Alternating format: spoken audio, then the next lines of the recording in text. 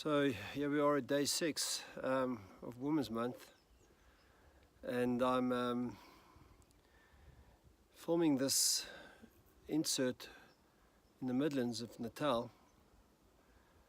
And Christine and I and some friends, we took the weekend off, and we had a place called Easby in near Bergville, between Bergville and Ladysmith, and quite nostalgic really, because 42 years ago, before Christine and I were even married, we lived here.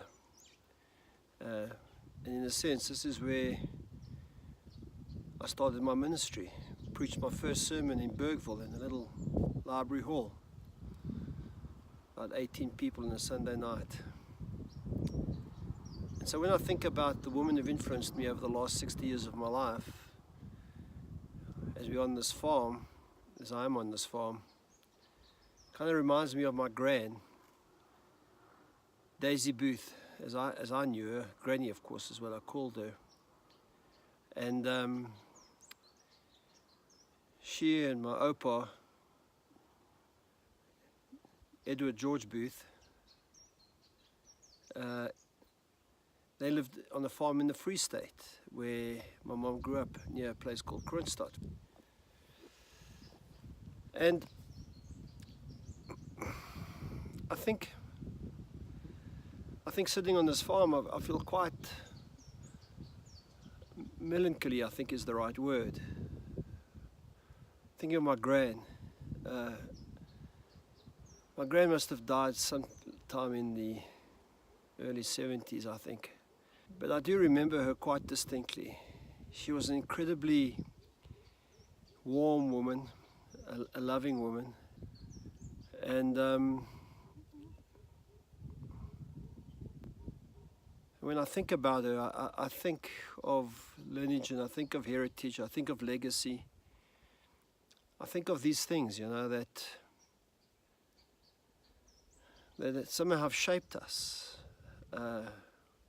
Granny Booth had an incredible relationship with God. I've still got her Bible, and I still get to read some of the underlinings and some of the notes in the margins of her Bible.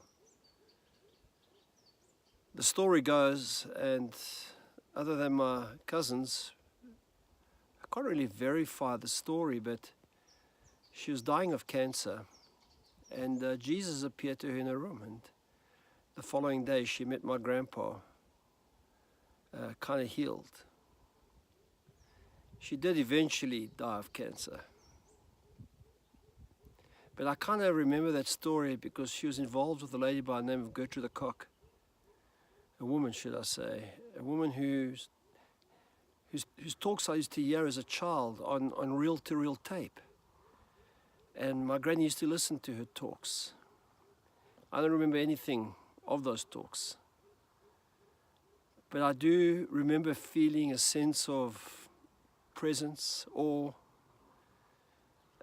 grace in listening to her talks. And you can actually Google Gertrude the Cock, and I think you'll find some interesting information there. So Granny was a great woman, very generous.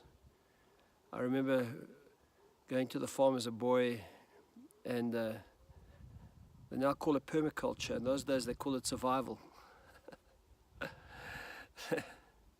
They just used to, you know, grow their own vegetables, grow their own fruit, grow their own meat, slaughter cattle and sheep. My grandpa used to rely on the rains, a very simple life, a life that was really of the land. And I think that some of Granny Booth lives in me. I think she prayed for me. And sitting out here in the Midlands of Natal, I kind of feel really close to her. So thank you, Granny.